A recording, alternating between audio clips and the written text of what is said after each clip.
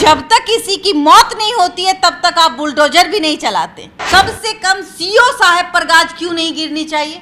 144 लगने के बावजूद भी उसका जमीन घेरा हुआ है। देवरिया जैसा कांड हमें नहीं देखना, हमें जात पात की ओर नहीं जानी कि आखिर में आपके रहते ऐसी घटना कैसे घट गई। महिलाएं खास करके चाहती है कि मेरा पति दूसरे का ही जमीन हड़प करके हमको दे दे। अरे जब उसके पूरे परिवार ही खत्म हो गए तो तुम 2 लाख दो, 5 लाख दो, 10 लाख दो। सीओ की जो वाइफ होती है, जो मोटे मोटे सोने का जेवर पहनती है। देखिए, आज हम देवरिया कांड पर बात करेंगे। हमारे साथ हमारी ब्रांड एम्बेसडर रूबरू मिसेज इंडिया बबीता मिश्रा जी हैं। और ये समाज के लिए शर्मनाक बात है कि देवरिया कांड को यादव बनाम ब्राह्मण का नाम दिया जा रहा है। एक परिवार की निर्मम हत्या कर दी जाती है 5 सदस्यों की, उससे पहले एक परिवार का मुखिया मार दिया जाता है और इसे हम यादव और ब्राह्मण वर्सेस ब्राह्मण का एंगल दे रहे हैं। और यही कारण है कि ऐसे नृशंस हत्याएं जो होती हैं वो होती रहेंगी, क्योंकि हमारा समाज जातिवाद की ओर जा रहा है और इसके जिम्मेदार नेता हैं। देवरिया कांड पे भी बात करेंगे।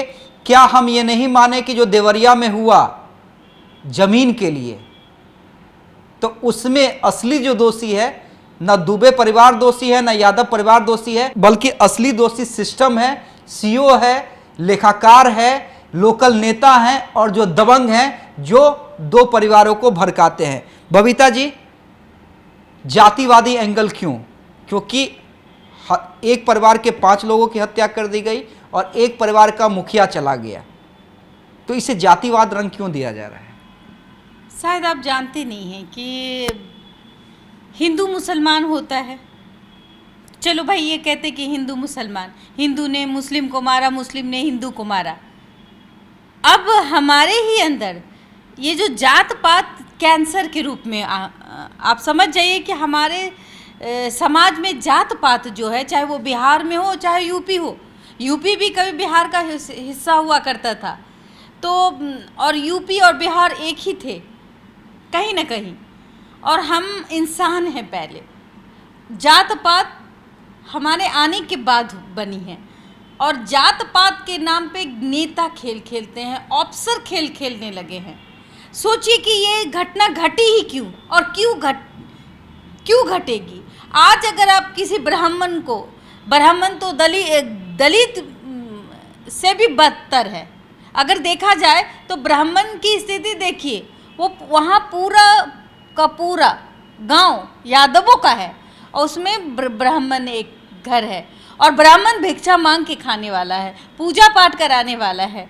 और कहीं ना कहीं अगर किसी का वर्चस्व है तो वो भी सही नहीं है। और इसको जात पात का एंगल मत दीजिए, इसको अपराधी का एंगल दीजिए कि ये किसी की ज़मीन को हड़पने का काम या किसी की बहू बेटी के साथ छेड़छाड़, ये सब कौन करता है? ये सब अपराधी तत्व जो जिसकी मानसिकता गंदी होती है, जिसकी सोच गंदी होती है।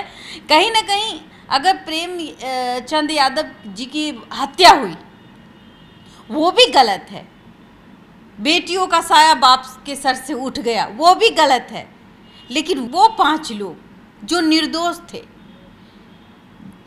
ठीक है हत्या हुई और हत्या नहीं होनी चाहिए, लेकिन जांच तो होनी चाहिए, तरीके से जांच होती, उग्र नहीं होना चाहिए भीड़ को।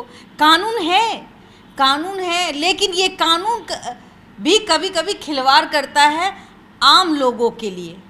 जैसे कि आप देख लीजिए, ये ज़मीनी विवाद थी, ज़मीनी विवाद के कारण 2 परिवार, किसी के 5 लोग मारे गए, किसी के 1 लोग मारे गए, दोनों का ही नुकसान हुआ, दोनों के घर में। लेकिन अब यहाँ हो रही है जात पात की राजनीति। कुछ नेता जाते हैं वहाँ, कोई 1 लाख रुपया दे दिया, कोई 2 लाख रुपया दिया, कोई 50,000 दे दिया, वहाँ सिर्फ छपास का रोग दिख रहा है। वहाँ जितने भी आप देखिए, अब जो जा रहे हैं सिर्फ फुटेज पाने के लिए जा रहे हैं। योगी जी के राज्य में अगर जात पात हो, जहाँ की कहते हैं कि राम राज आ गया है, तो राम राज आ गया है तो भाई हम ये कहेंगे ना कि जमीन का मैटर में आदमी की मौत क्यों होती है। जब सरकारें कहती है चीख चीख के कि सीईओ के पास जाइए, आपका काम हो जाएगा, फिर सीईओ हमें सुरक्षा क्यों नहीं दे पाती?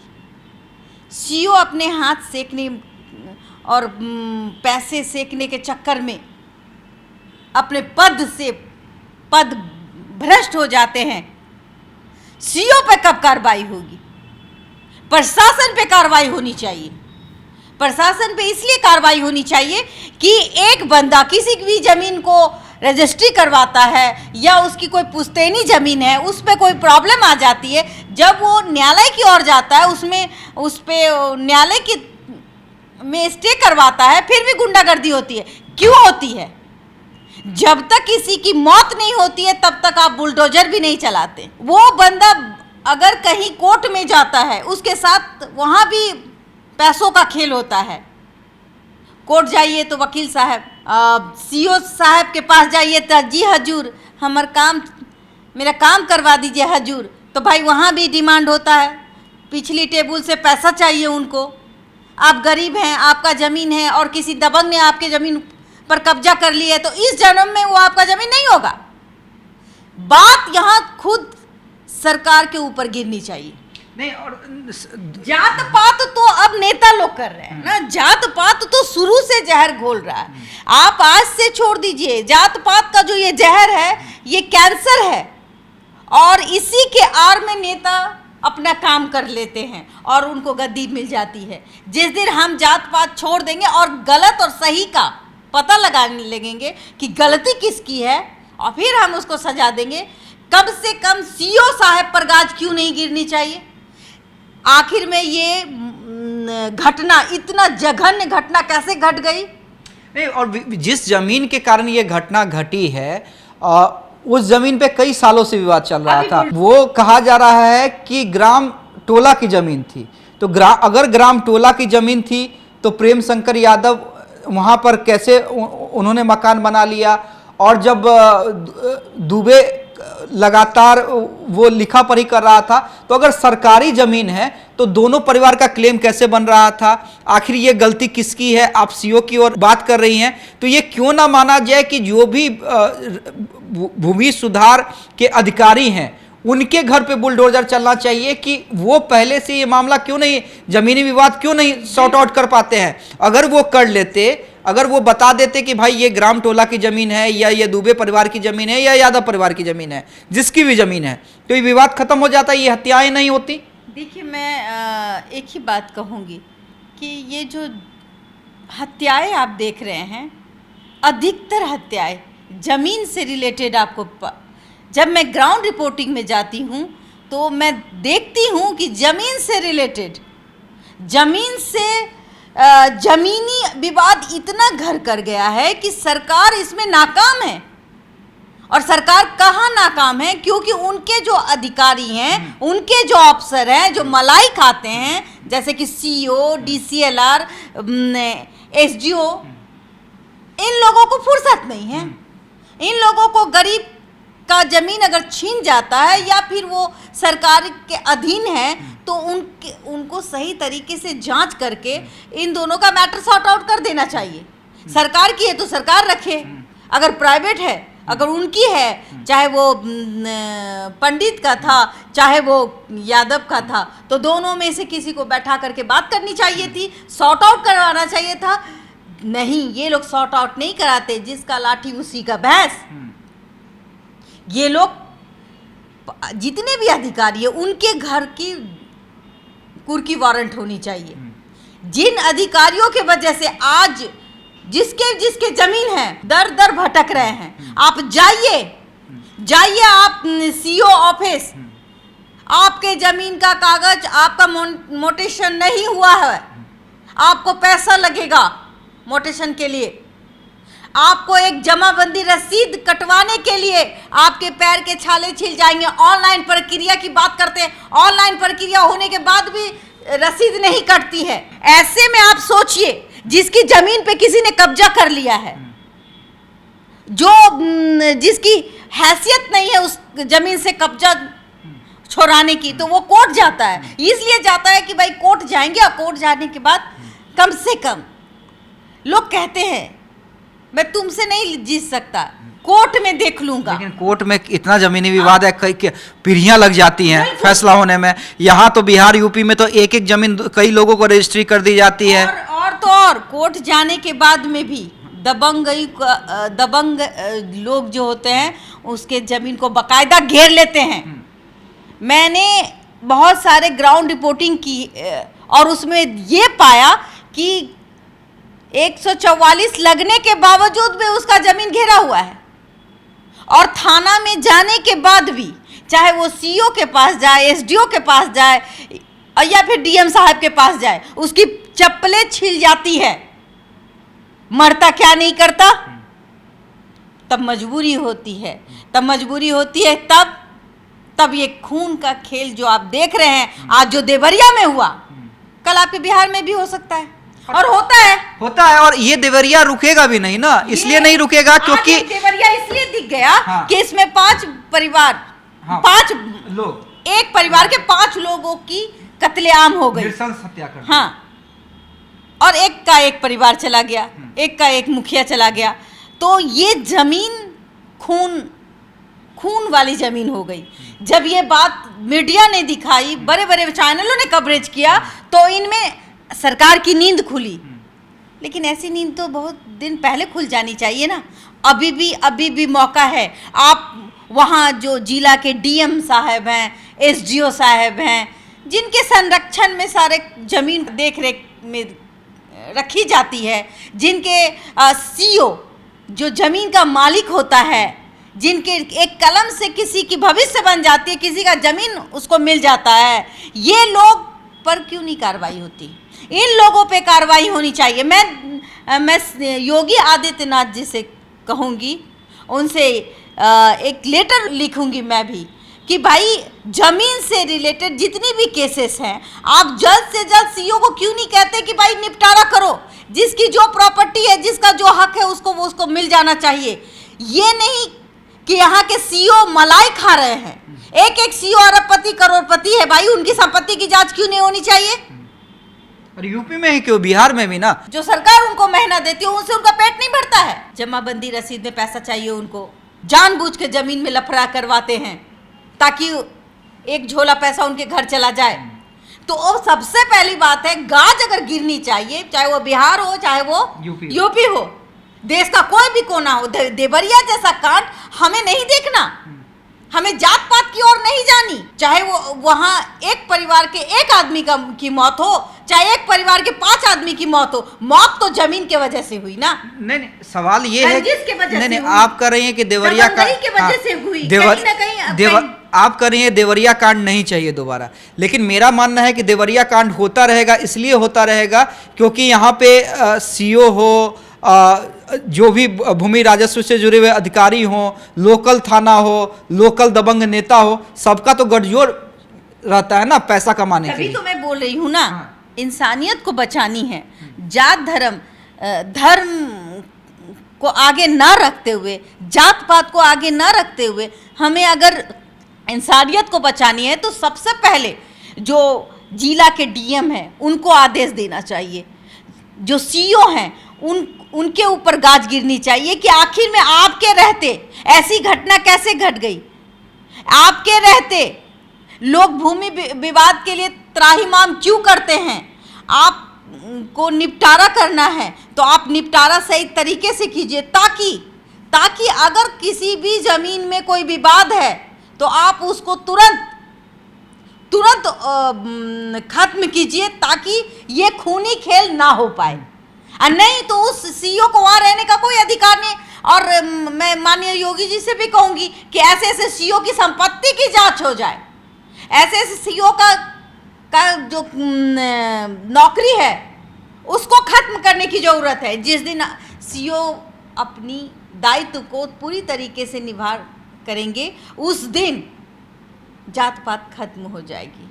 और जो ये घटना घटी है निंदनीय है। सोचिए उस परिवार के साथ क्या बीत रहा होगा जहां 5 लोग मर गए। वहाँ तो अब सिर्फ 2 बेटे बचे हैं, उसमें भी एक अस्पताल में है और एक इसलिए बच गया क्योंकि वो पूजा करवाने के लिए गया था। बिल्कुल। अपने भाई के लिए उसने एक ख्वाब देखा था कि उसका बर्थडे आ रहा है, हाँ, तो हाँ। हम कैसे। और वो ये घटना इसलिए भी शर्मसार है कि 2 अक्टूबर को घटी है, जिस दिन गांधी जयंती थी, जो अहिंसावादी थे। महात्मा गांधी कहते हैं कि एक गाल में एक थप्पड़ मारो तो दूसरा भी गाल आगे कर देते थे महात्मा गांधी जी। मतलब कि वो एक तरफ से कहे कि न्याय के देवता ही थे, कहा जाए, ऐसे लोग कहाँ हैं अब। लेकिन उसी दिन उसके घर में मातम फैल जाती है और उस बच्चे के का सर से माँ बाप का साया खत्म हो जाता है बुरी तरीके से। ये तो गनीमत रही कि वो बच्चा पूजा करने गया हुआ था, कहीं ना कहीं उसको भगवान ने बचाया। सोचिए, घर का एक चिराग नहीं, जिस घर का एक चिराग नहीं रहेगा उस घर की क्या दशा होगी। पूरे गांव वाले के अच्छा, अंदर भीड़ कहीं को ना कितना कहीं दोषी मानती हैं? भीड़ को कितना दोषी मानती हैं? यानी जो एक लोग को चढ़ाते हैं कि भाई कैसे कर दिया, हमारे जात के लोगों को कैसे मार दिया। और ये देखिए, अभी प्रूफ नहीं हुआ, ये आरोप लगा था कि हाँ भाई, प्रेम शंकर यादव की हत्या या तो दुबे ने करवाई है, की है या करवाई है। तो उस पुलिस में भी शिकायत हो सकती थी। आज वो सलाखों के पीछे रहता अगर इसमें सत्यता होती तो। वो जो लोग थे जो आक्रोशित होकर गए और पूरे परिवार को निपटा दिया, उन्हें कितना दोषी मानती हैं? मैं तो बस इतना ही कहूँगी कि गांव वाले दोषी हैं। अगर आपको शक था कि प्रेमचंद्र यादव की हत्या हुई है तो उसके लिए कानून है और वो मजबूत पक्ष थे और वो एकलौता ब्राह्मण का घर है। पूरे यादवों के बीच में वो एकलौता ब्राह्मण का, और एक भिक्षा मांगने वाला ब्राह्मण, एक पूजा पाठ करने वाला ब्राह्मण के घर आपको लाठी नहीं दिखेगी। अगर हत्या हुई तो ये जांच का विषय था। ये हत्या नहीं होनी चाहिए और इसको जात पात का एंगल भी नहीं देना चाहिए। और जिस घर में महिलाएं हैं, मैं महिलाओं को भी दोषी मानती हूँ। अगर महिलाएं अगर अडिग हो जाए, वो अपने बच्चे को सही तरीके से शिक्षा दे, कहे कि नहीं ये गलत है, किसी की जमीन को तुम क्यों हड़पोगे, तो महिलाएं भी इतनी दोषी है। महिलाएं भी अपने पुरुष को समझा नहीं पाती है और महिलाओं को समझना होगा कि बच्चा आपका हो या किसी और का, बच्चा बच्चा होता है, उसके अंदर इंसानियत होनी चाहिए। चाहे वो आप माँ के रूप में हो, बहन के रूप में हो, बेटी के रूप में हो, आपको भी अपने परिवार के सदस्यों को समझाना ही होगा कि ये गलत है। आप 10 रुपया कमा के आते हैं, अगर आपकी वाइफ आपसे पूछने लगे 10 रुपया लाए कहाँ से, और आपने कहा कि चोरी करके लाए, अगर वो कहे कि हम नहीं, इस चोरी किया हुआ पैसा को वापस करो, तो क्या आप नहीं वापस करेंगे? बिल्कुल करना होगा। लेकिन पत्नियां, माताएं, महिलाएं खास करके चाहती है कि मेरा पति दूसरे का ही जमीन हड़प करके हमको दे दे। अगर महिलाएं भी उतनी ही दोषी है, वहाँ जो महिलाएं थी, उस गांव में जो महिलाएं थी, वो ऐसा नहीं था कि पुरुष की आधी आबादी है तो महिलाओं की भी आधी आबादी है। और महिलाओं को भी अब इसमें उठ खड़ा होना चाहिए कि किसी के भी बच्चे को मारने से पहले तुम अपने बच्चे को खुद मार के देखो। चाहे वो यादव हो, ब्राह्मण हो, चाहे वो किसी भी शूद्र कास्ट का हो, चाहे वो सम्मान वर्ग का हो, उसमें भी महिलाएं हैं, उसमें भी शिक्षित महिलाएं हैं। खाना खिलाती हैं आप बना बना के अपने पति को, बच्चों को, ये। और आप देख ली, अगर वहाँ की महिलाएं उठ खड़ी हो जाती और कहती कि भाई पुलिस बुलाओ, अगर ये इन्होंने मारा है तो ये जेल जाएंगे, हम क्यों कानून को अपने हाथ में लेंगे, हम इनको जेल भेजेंगे। ये महिलाएं कहती है कि नहीं कहती है कि हमारे बच्चे, आज वो महिलाएं बोल रहे हैं हमारे बच्चे से घर से बच्चे उठा के ले जा रहे, तो भाई उस समय क्यों नहीं आप कहें कि आप इसको नहीं मारिएगा। अगर इसने हत्या की है या ये दोषी है तो थाना बुलाइए, इनको ले जाइए। आप कैसे बेरहमी की तरह 5 लोगों को मार दिए? आप चाहते तो 7 लोगों को मार देते। आज 2 तो बचा हुआ है, उस पर भी डर है। और इसमें जब तक मीडिया आगे नहीं आती है, सबसे बड़ी विडंबना, जब तक मीडिया कवरेज नहीं करती है तो सरकार की आंख नहीं खुलती है, प्रशासन की नींद नहीं खुलती है, और तो और मानवता का शर्मसार हो जाता है। 100 बात की एक बात कहूं, अब जो लोग वहां जा रहे हैं वो सिर्फ तमाशबीन है। वो लोग जा रहे हैं कि आंखों में आंसू देखा, तो 1 लाख रुपया फलना बाबू ने दिया, 2 लाख रुपया फलना बाबू ने दिया। आपने कानून तक को नहीं छोड़ा, कानून को ताक में रख दिया। आप कानून खुद ही बन गए। और पूरे के पूरे बस्ती समाज क्या कर रहे थे? बस्ती समाज की महिलाओं का उतना बड़ा दोष है। अगर महिला चाहे तो आप के बच्चे अपराध नहीं कर पाएंगे। अगर अपराध करेंगे तो वो डायरेक्ट महिला जेल भिजवा देगी कि मेरे बच्चे ने अपराध किया, ले जाइए। लेकिन यहाँ की महिलाएं भी वही है, इनको जमीन चाहिए तो ये चुप्पी लगाती हैं। जब कांड बहुत आगे चल जाता है तो आंख में आंसू लगा करके बैठ जाती हैं। प्रणाम करती हूँ ऐसी महिलाओं को जो गलत का साथ देती हैं। बिल्कुल साथ नहीं देना है। अगर आपके अगल बगल में किसी ने अपराध किया है तो बाकायदा पुलिस को बुलाइए और वहां पे पनिश करवाइए। कानून अपना काम करेगी, आप कानून को हाथ में ना ले। आज 5 परिवार मर गए, उसके 2 छोटे छोटे बच्चे हैं, 2 बेटा ही है। तो आप सोचिए वो कितना दहशत में होगा, क्योंकि चारों बगल यादव की टोली है। एक ब्राह्मण, गरीब ब्राह्मण है वो। कहा जाता है कि ब्राह्मण को मारना गो हत्या के समान होता है। जब उन्होंने कोई अपराध किया था तो थाने भेज देते, जेल पहुंचा देते। पूरे के पूरे एक निहत्थे को मारने के लिए पूरा समाज अगर खड़ा हो जाए तो ये मानवता नहीं है। मानवता मैं समाज में नहीं मानता हूँ, मैं अपराधी किस्म का व्यक्ति मानता हूँ कि अपराधी किस्म के जो व्यक्ति होते हैं। अब जो हो रहा है, हाँ, अब जो हो रहा है वो सिर्फ राजनीति हो रही है। अब जो हो रहा है चलिए इसमें 2 लाख 4 लाख हाँ। 5 लाख, किस लाश पे 2 लाख 4 लाख 5 लाख? लोग कह रहे हैं कि मैंने दिया 2 लाख। कोई और नेता आएंगे वो कहेंगे हम 5 लाख दे रहे हैं इस परिवार को।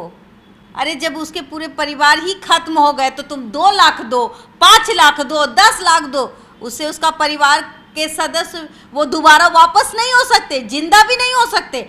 जिस जमीन के खातिर ये मौत हुई उस जमीन के जड़ को खत्म करना होगा।